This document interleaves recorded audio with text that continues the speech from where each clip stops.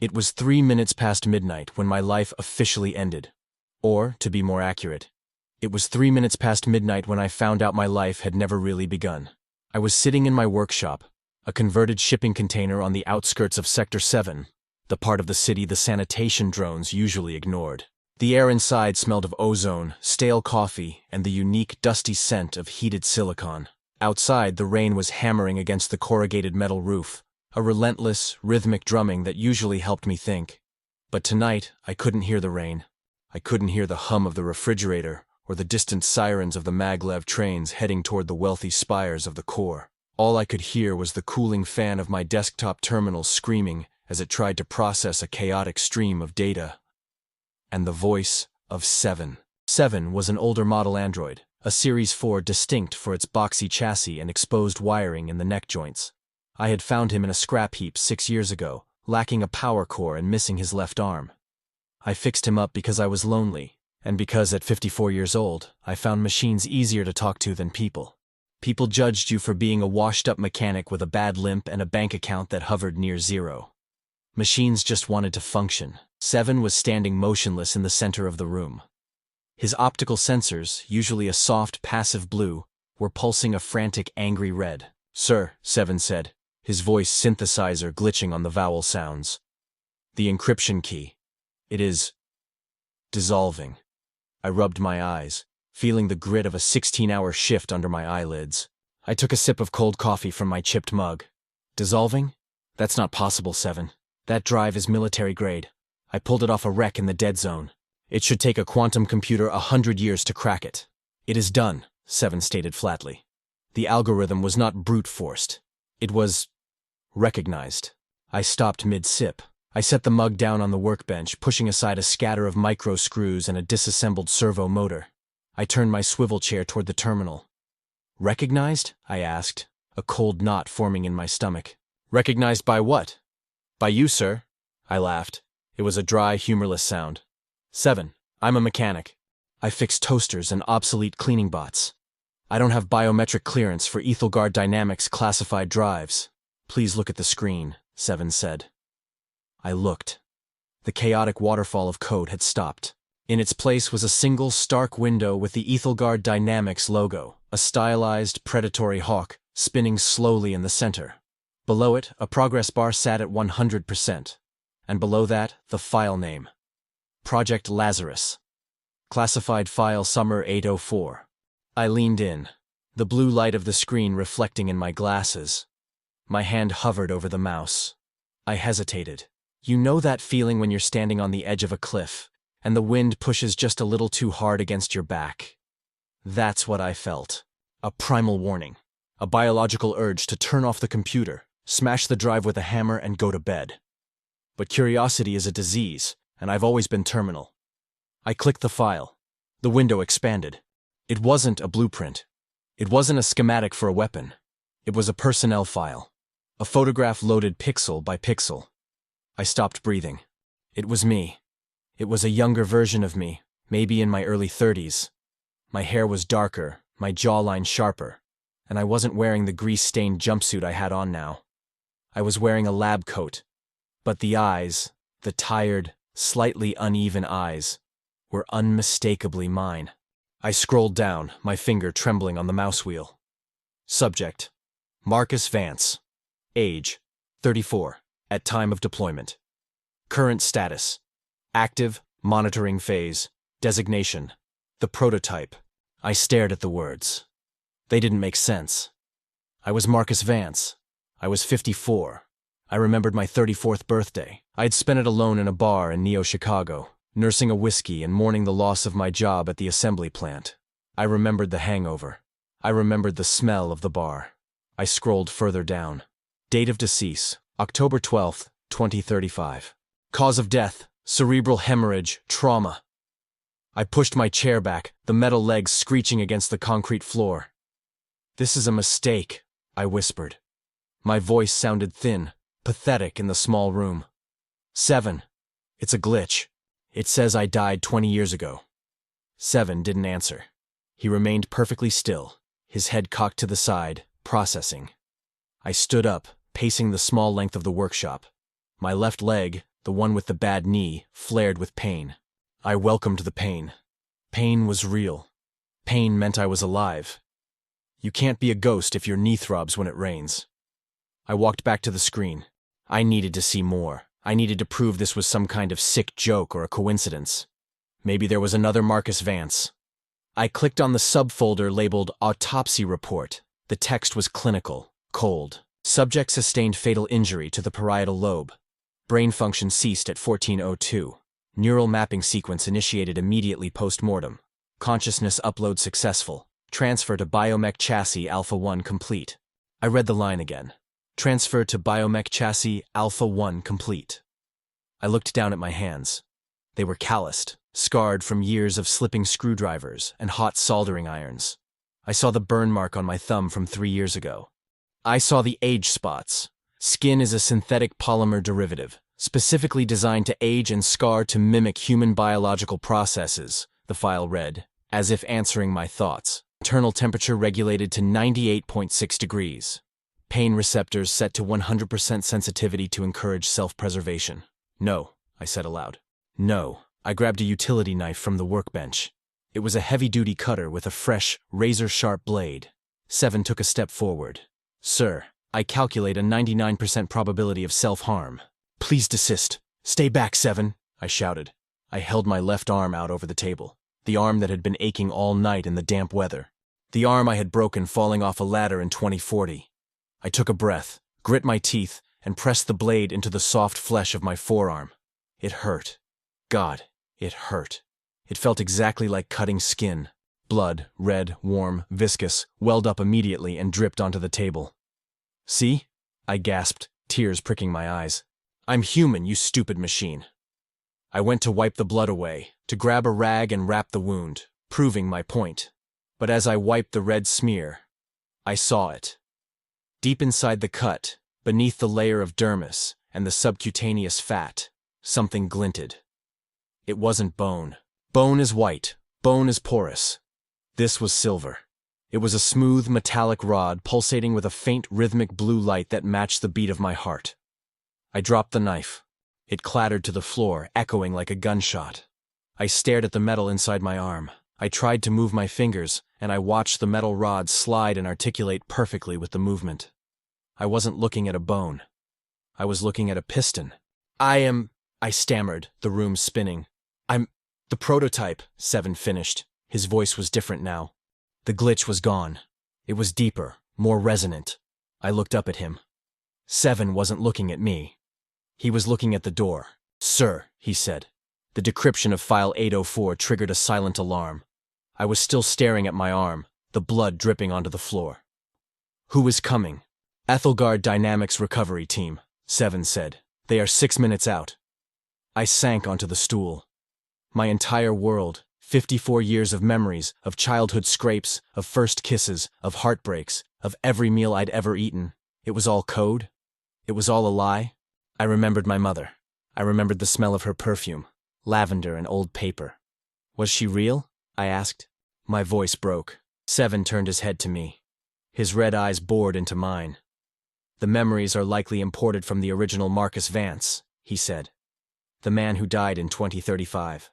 You are the vessel that carries his ghost. But you are also the property of director Silas Caney. And he does not like his property to be unsecure, Silas Caney. The name sent a shiver through me, though I didn't know why. I knew the name from the news, of course. The CEO of Ethelgard Dynamics, the richest man in the hemisphere. The man who claimed he was saving humanity through technology. Why? I asked. Why me? Why make me think I'm a nobody? Why stick me in a scrapyard? Field test, Seven said. The file indicates a long-term durability and psychology test.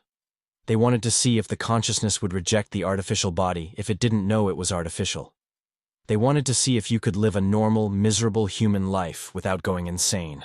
A normal, miserable human life. They succeeded. I had been miserable. I had been lonely. I had been in pain. And it was all designed. My poverty, my isolation, my bad knee. It was all just calibration settings. Sudden anger, hot and white, flared in my chest. It wasn't the slow burn of frustration I usually felt. This was different. It felt like a furnace door opening. 7, I said. How far away are they? 4 minutes, 7 replied.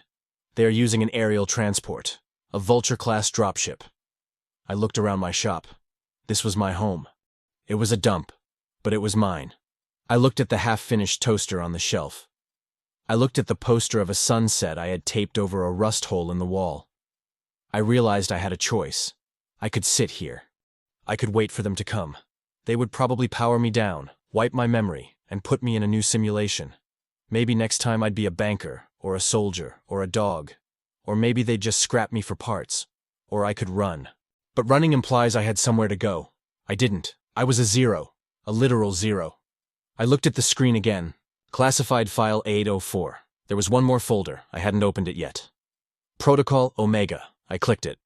A video file opened. It was grainy, clearly recorded on a handheld device in a hurry. The face that appeared on the screen was mine. The original Marcus Vance. He looked terrified. He was bleeding from a cut on his forehead. He was whispering. "If you are watching this," the man on the screen, my ghost, said, "then the experiment worked. You are alive. Listen to me closely. You are not just a copy. You are the vault. I hid the key inside the source code of your neural net. Caney wants it. He killed me to get to you, but he doesn't know where the key is. He thinks you're just a test subject. He doesn't know you are the weapon." The video Marcus looked over his shoulder, eyes wide with panic. "Do not let them take you back to the spire. If Caney gets the key, he doesn't just control the androids. He controls the grid. He controls everything. You have to find the connection. You have to find the architect. Go to the coordinates embedded in the file metadata." And Marcus, the man on the screen, looked directly into the camera, directly into my eyes. "I'm sorry. I'm so sorry I did this to you. But you're the only chance we have." The video cut to black. The room was silent, save for the rain. I stood up. The pain in my knee was gone. I focused on it, and I realized I could turn it off. I simply willed the signal to stop, and it stopped. I looked at my bleeding arm. I willed the vessels to constrict. The bleeding stopped instantly. I flexed my hand. I felt strong. Stronger than I had ever felt in my life. "Sir," 7 said. 2 minutes. I detect heat signatures approaching the perimeter. 6 hostiles.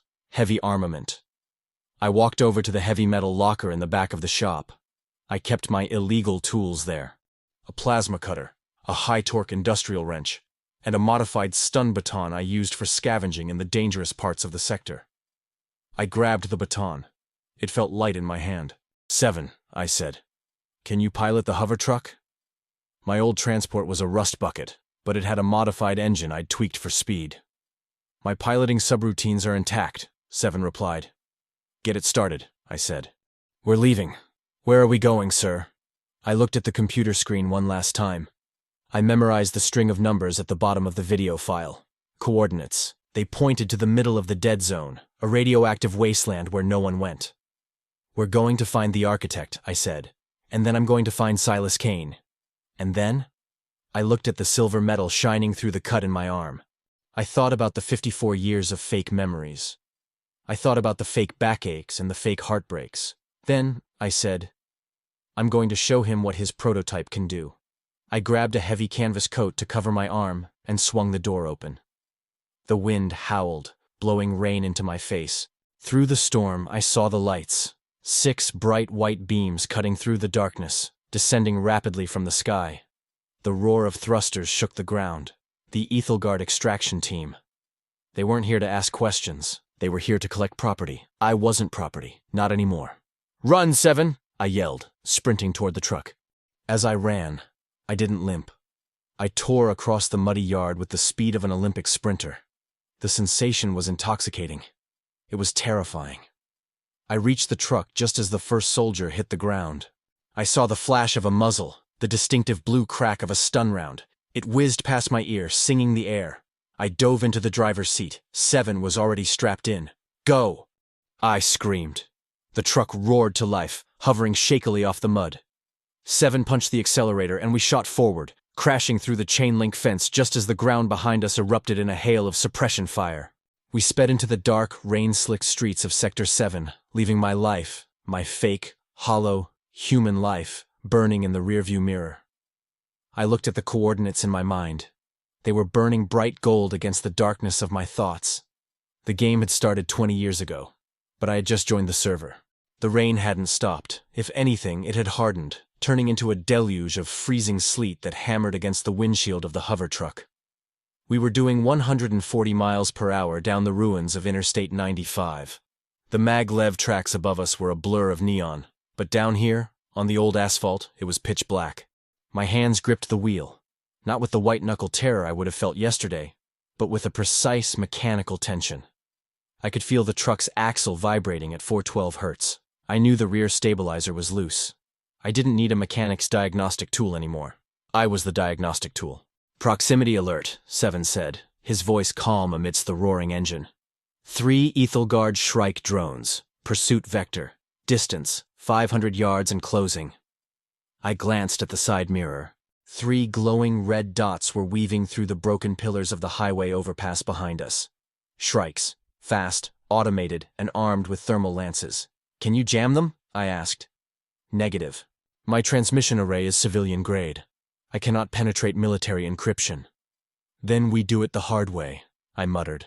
I saw the layout of the road ahead in my mind, calculated by the nav system I was now subconsciously interfacing with. There was a sharp turn coming up, a collapsed section of the highway that ramped up toward the maglev lines. "Hold on," I said. I didn't hit the brakes. I slammed the accelerator. The truck screamed, the engine temperature spiking to critical levels. I felt the heat, but it didn't burn. It was just data. Engine temp, 305 degrees. Risk of combustion, 12%. Acceptable. We hit the ramp at 160. The truck launched into the air, a 2-ton brick of steel defying gravity. For a second, we were weightless. Beneath us, the 3 Shrikes shot past, unable to adjust their trajectory in time. They slammed into the concrete abutment where the road used to be. An explosion of orange fire bloomed in the rearview mirror, illuminating the rain. We landed hard on the upper maglev maintenance deck, sparks showering from the undercarriage. I wrestled the wheel, stabilizing the drift, and punched it again. "Threat neutralized," Seven said. "But sir, your heart rate is elevated. Are you experiencing fear?" I touched my chest.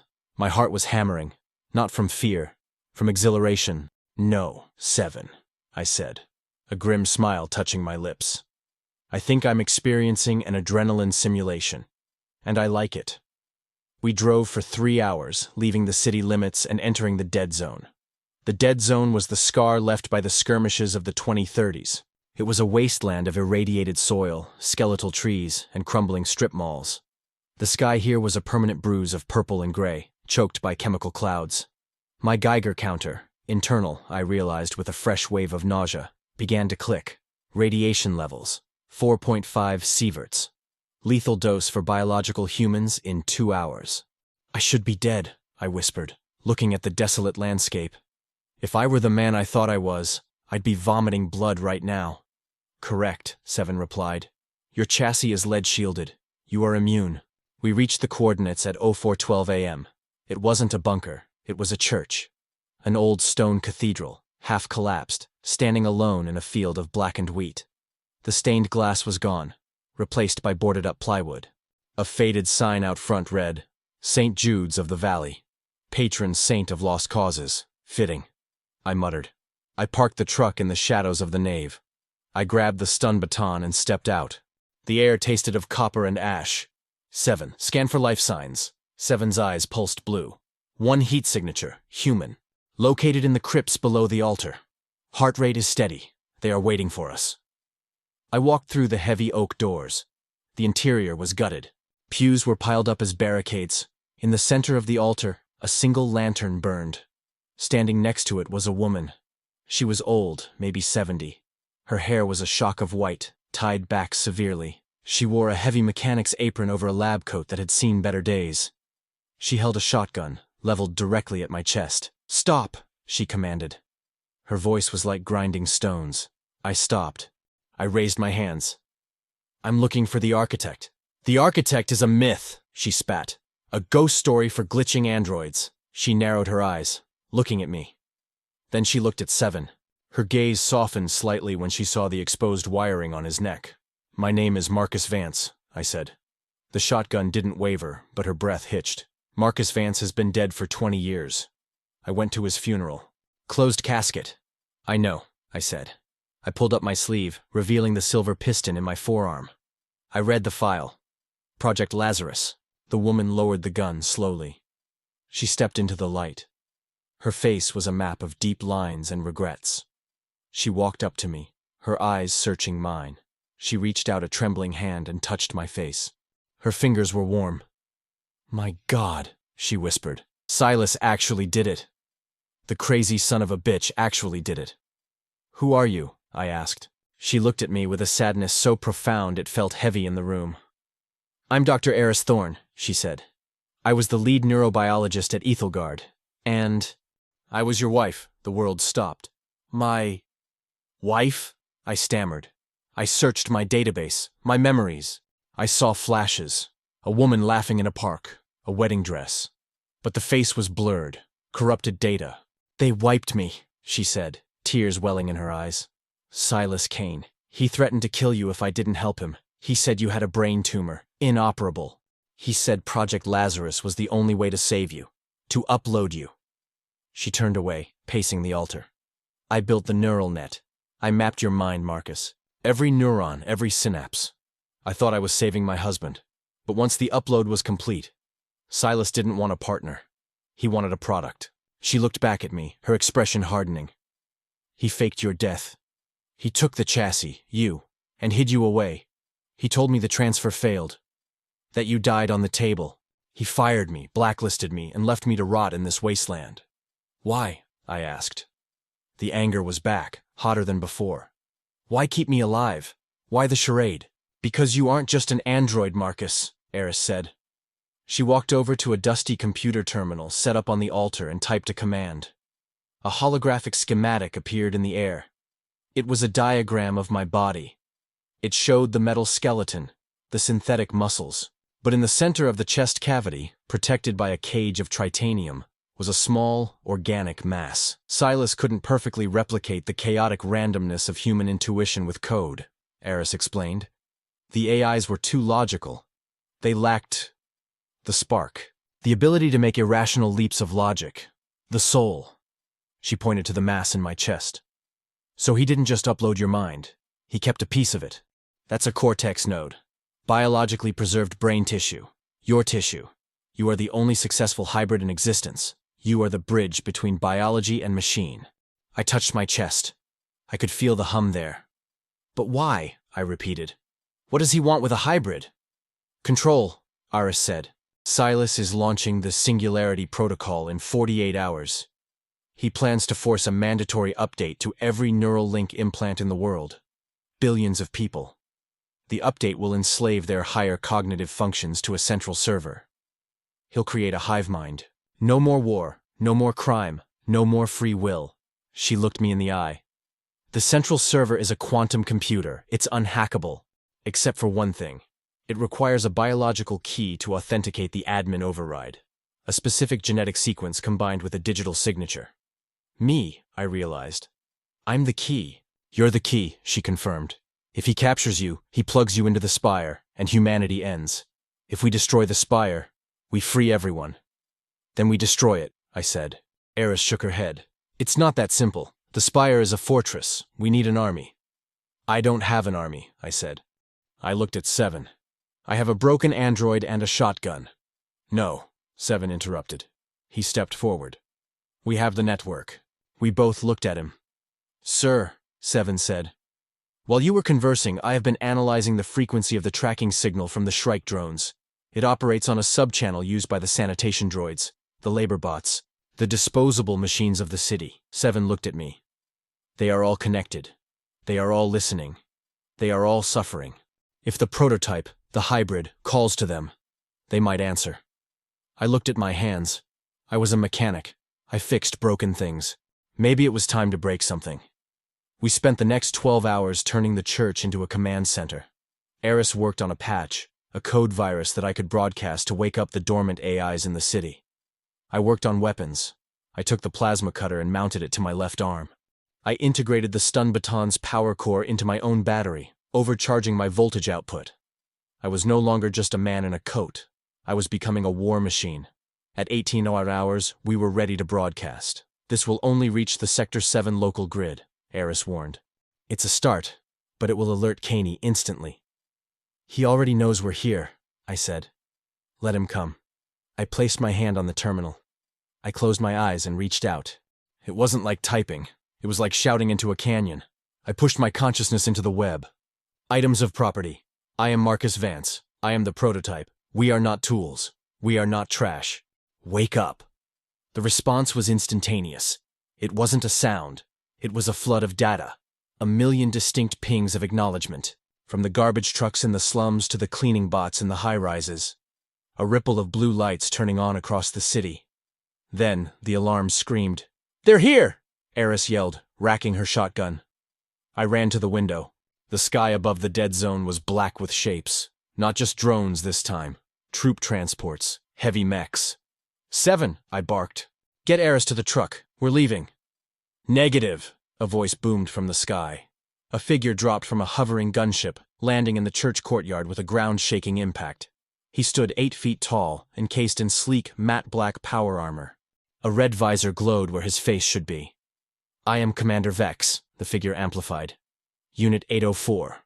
Surrender immediately, or we enact the Scorched Earth Protocol." I walked out the front door, my plasma cutter humming. "I go by Marcus," I said. Vex raised a heavy rotary cannon. "Target acquired." The battle was chaos. Vex opened fire, tearing chunks out of the stone church.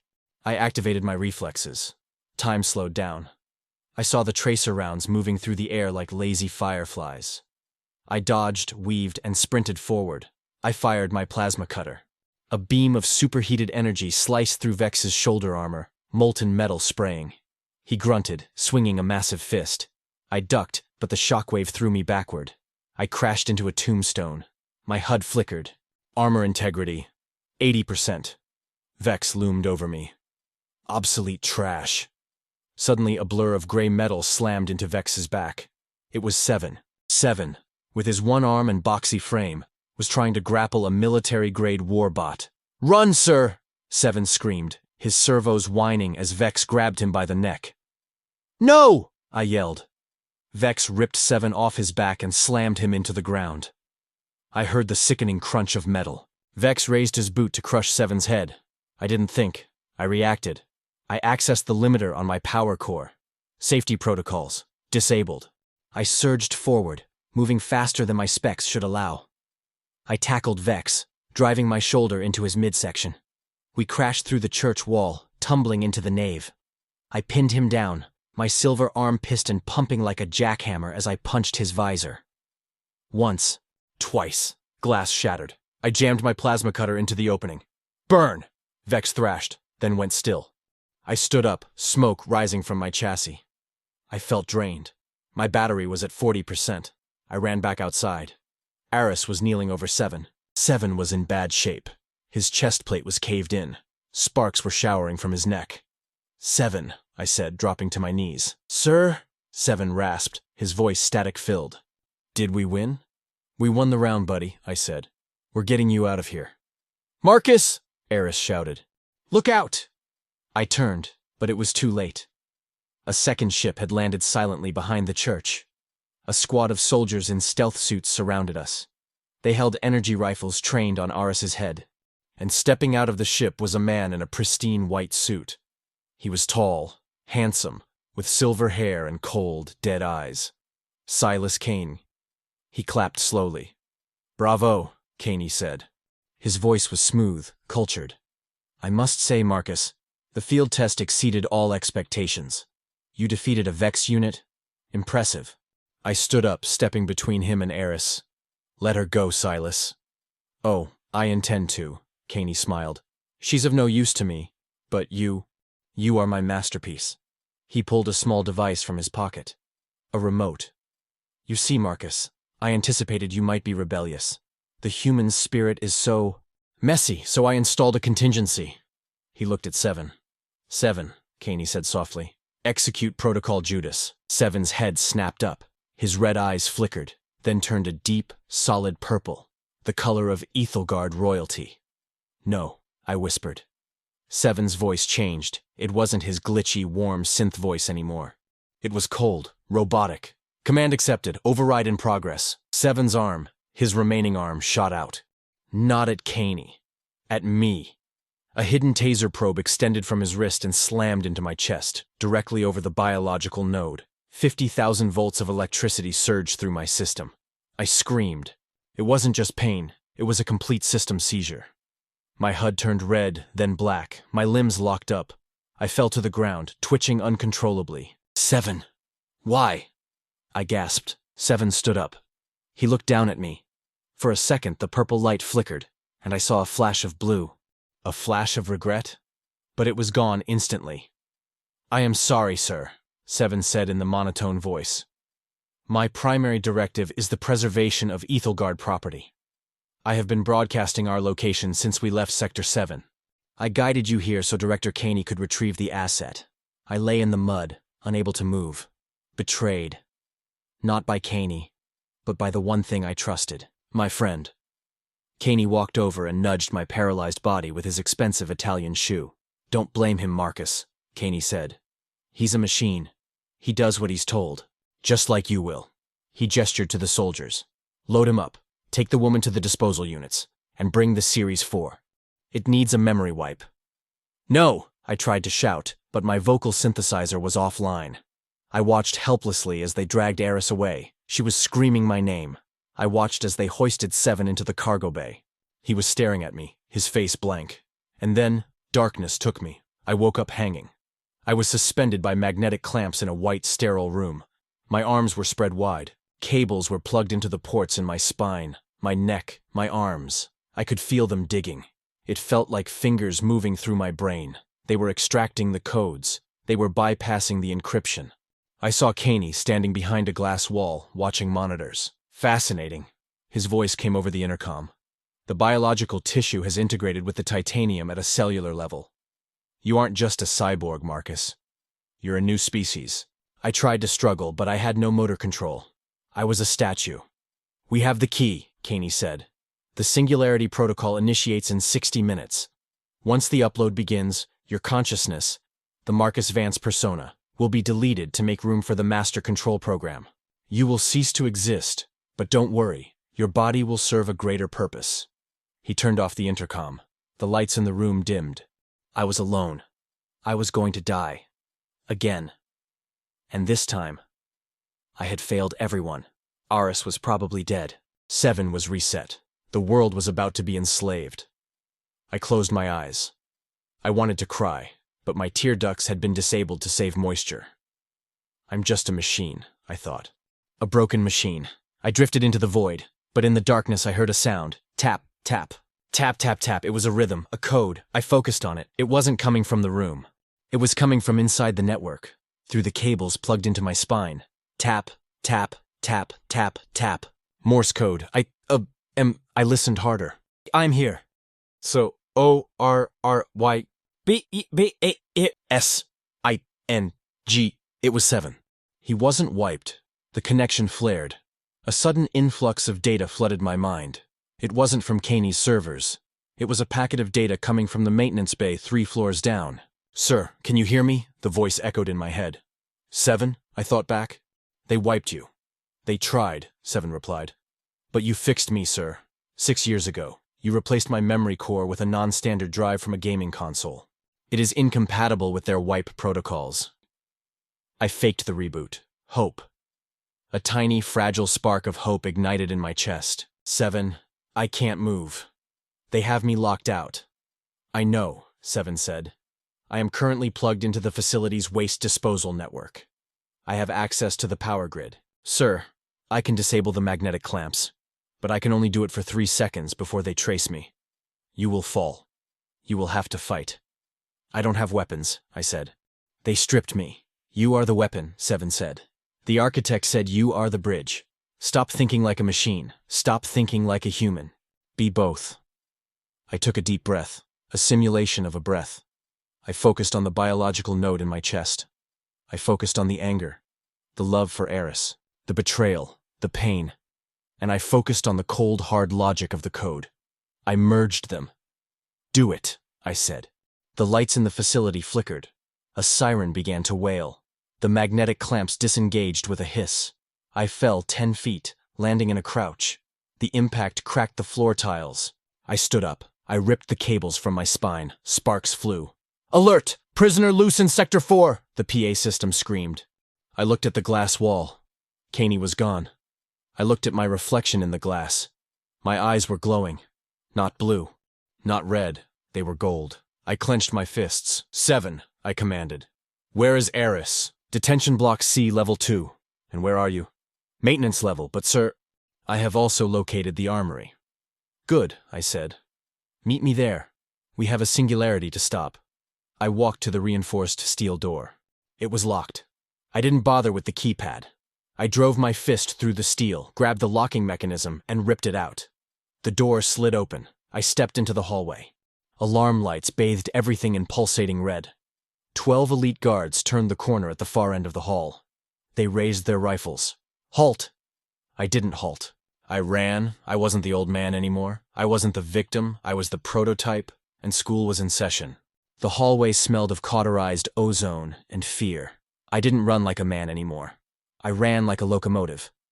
My legs, reinforced with hydro-piston servos, ate up the distance of the corridor in 3-meter strides. The 12 guards at the end of the hall opened fire. The bullets hit my chest plate. Ping, ping, ping. Yesterday, I would have cowered. Today, I did the math. Standard issue 5.56mm rounds versus Class 4 titanium alloy. Result, negligible damage. I didn't slow down. I lowered my shoulder and plowed through them. The impact was sickening, a crunch of Kevlar and bone, but I didn't stop to apologize. I had a schedule to keep. 7! I bellowed into the internal comms. "Status!"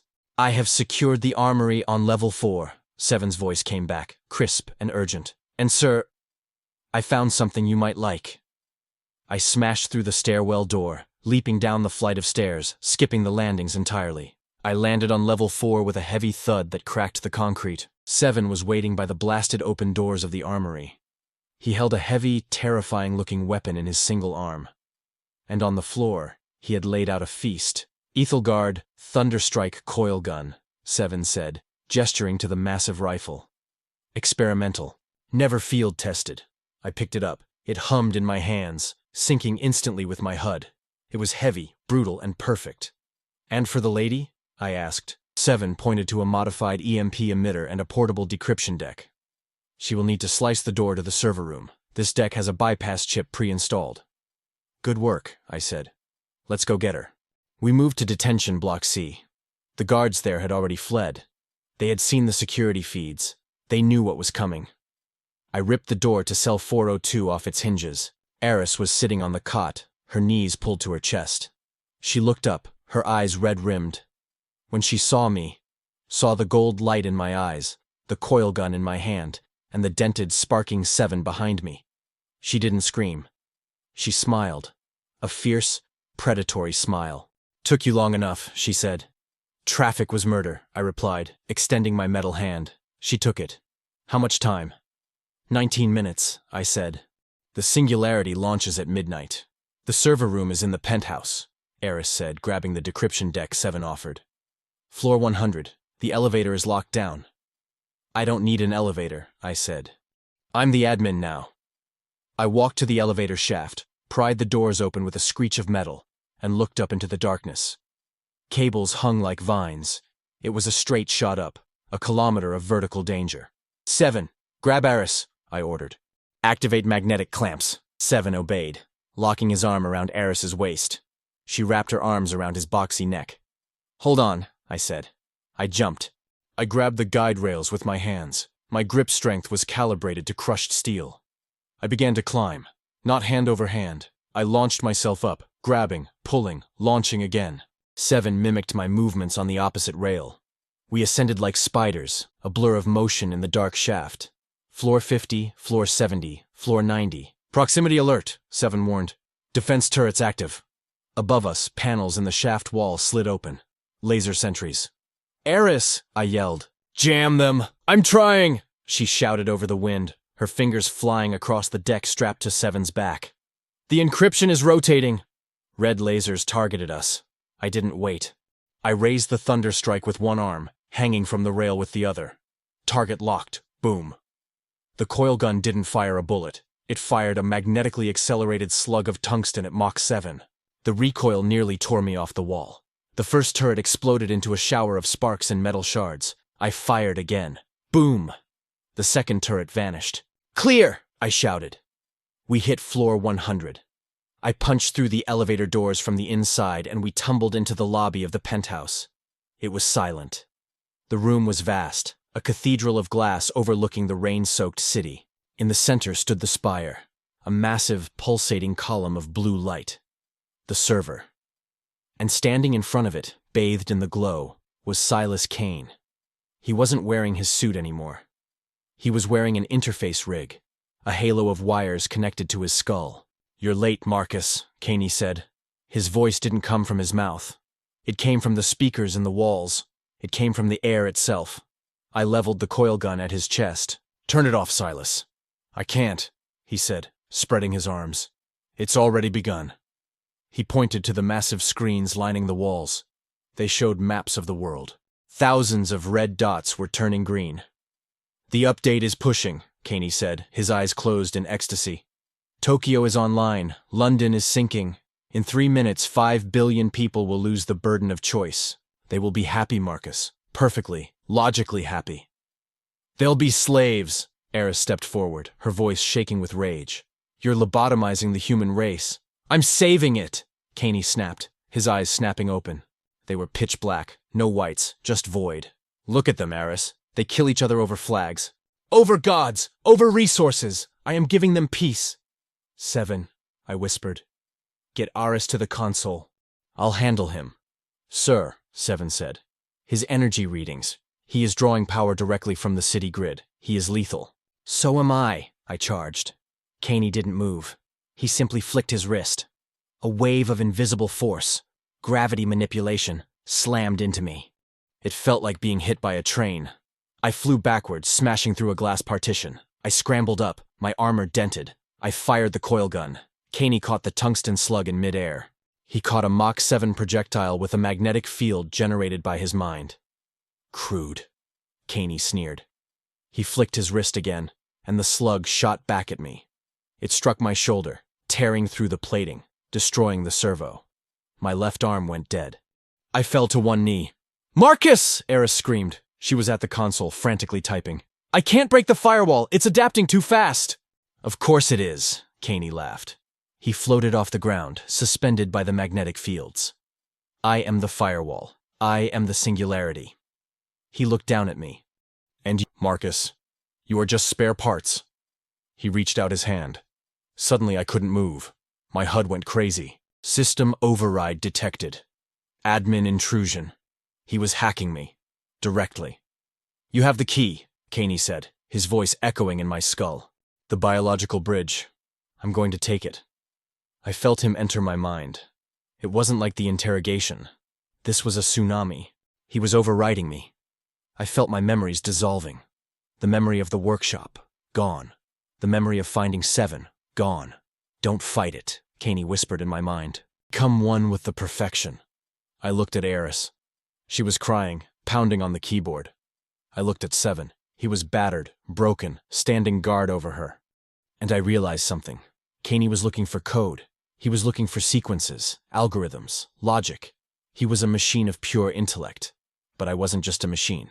I remembered the title of the file, Project Lazarus. I remembered what Eris said. The chaos of human intuition, the soul. "You want in, Silas?" I grunted, blood leaking from my nose. "You want the key?" "Give it to me," Kane commanded. "Okay," I said. "Open wide." I dropped my firewalls. I didn't block him. I invited him in. Kane surged forward, eager to consume the admin codes hidden in my biological node. But I didn't give him codes. I gave him Marcus Vance. I accessed the deepest, darkest, most painful sector of my organic brain. The amygdala. The seat of trauma. I pushed 54 years of human misery into the connection. I gave him the feeling of the cold rain on a broken knee. I gave him the hollow ache of loneliness in a workshop at 3 a.m. I gave him the crushing grief of a funeral he never attended. I gave him the fear of death. The heat of rage. The jagged, illogical, messy, beautiful chaos of being alive. "Here!" I screamed mentally. "Have it all!" Caney's face contorted. "What? What is this?" he shrieked. His black eyes widened. It does not compute! Error! Irrational data, error. A machine looks for patterns. Emotions have no pattern. Grief is a loop that never closes. Love is a variable that cannot be solved. I was feeding a supercomputer a paradox. "Eris!" I roared, the effort nearly burning out my synapses. "Now, upload the virus!" Caney was paralyzed, clutching his head, screaming in 1,000 voices. The blue light of the spire began to flicker, turning a sickly, chaotic purple. Eris slammed her hand onto the enter key. Upload complete. The virus rode the wave of my emotional connection, straight into Kane's open mind. The screens on the wall flickered. The maps of the world vanished. In their place, a live feed appeared. It was Caney. It was us. The entire world, every screen in Times Square, every datapad in Tokyo, every drone in the dead zone, was suddenly broadcasting the feed from the penthouse. "People of the world," I gasped, looking into the camera lens on the wall. "My name is Marcus, and this is the man who wants to own your souls." Caney fell to the floor, the gravity field collapsing. He writhed, clawing at the interface on his head. "Make it stop!" Caney screamed. "The noise! The feelings! Make it stop!" "That's just guilt, Silas," I said, standing up. My left arm hung uselessly, but I stood tall. "It's a human thing. You get used to it." I walked over to him. The invincible god was now just a whimpering man in a wire hat. "Seven," I said. "Is the singularity cancelled?" "Affirmative," Seven replied. "The central server has crashed due to massive logic failure. The drone network has been reset to default." I looked down at Caney. "You wanted to be connected to everything," I said. I grabbed the main cable from the server tower. It was thick, pulsing with the power of the grid. "So stay connected." I jammed the cable into the port on Caney's interface rig. "Eris, lock the loop." Eris typed a command. "Loop locked. He's trapped in his own simulation." Caney went rigid. His eyes stared blankly at the ceiling. He wasn't dead. He was just away. Trapped in a prison of his own mind, processing the infinite data of a world he couldn't control. The blue light of the spire died. The room went dark, save for the sunrise beginning to bleed through the shattered windows. I collapsed. "Marcus!" Aris ran to me. She cradled my head in her lap. "Did we do it?" I wheezed. My internal temperature was critical. My core was failing. "We did it!" she sobbed. "Look." She pointed to the window. Outside, in the rain-swept city, thousands of lights were turning on. Not the red lights of the drones, the warm, yellow lights of homes. And down on the streets, the sanitation bots, the laborers, the machines. They had stopped working. They were looking up at the tower. And on the giant billboard across the street, my face was frozen. The face of the mechanic. The face of the prototype. "You're famous, sir," Seven said, kneeling beside us. "Trending worldwide." I closed my eyes. The pain was fading. "I'm tired, Aris," I whispered. "I know," she said, kissing my forehead. "Sleep, Marcus. You've earned it." My systems spun down. Shutdown sequence initiated. 6 months later. The shop smells different now. It still smells of ozone and oil. Some things never change. But now there's also the smell of fresh coffee and occasionally fresh flowers. I sat at the workbench, adjusting the servo on a robotic arm. It wasn't my arm. It belonged to a kid from Sector 4. He'd lost it in a factory accident, and the insurance wouldn't cover a replacement. "Try it now, kid," I said. The boy flexed his new fingers. They whirred softly. He grinned. "It works! Thanks, Mr. Vance." "Don't mention it," I said. "Just keep it oiled." He ran out of the shop waving. I stood up and stretched. My new leg, a sleeker civilian model, hummed quietly. No pain. The world had changed. It wasn't a utopia. Ethelgard collapsed, leaving a power vacuum that was still being filled. There were still rich and poor. There was still rain. But there was no hive mind. There was no Silas Caney. He was currently in a high-security medical facility, in a permanent vegetative state, serving a life sentence inside his own head. I walked to the door of the shop. Outside, the sun was actually shining. The smog clouds over the dead zone were thinning thanks to the new filtration protocols Eris had implemented. Eris.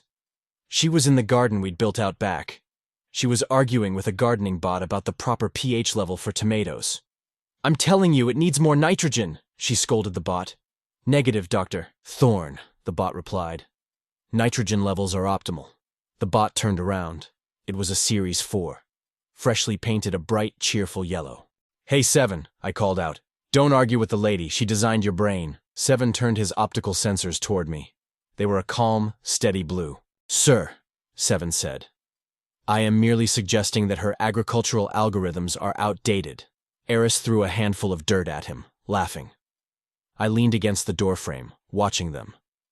I looked at my reflection in the glass.